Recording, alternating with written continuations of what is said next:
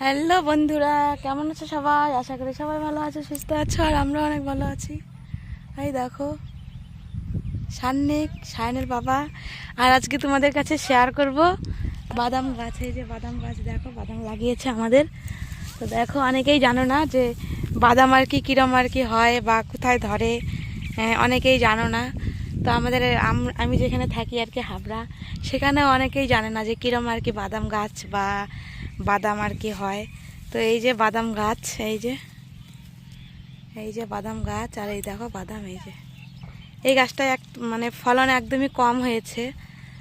তো আমি আর তুলছি না, শুধু শুধু তুললে নষ্ট করে কি হবে বলো।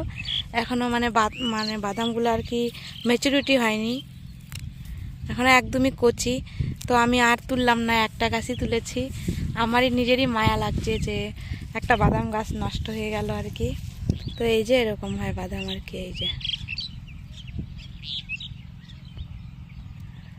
আর বাদাম গাছটা এই যে এরকম, ফলটা আর কি মাটির নিচে থাকে।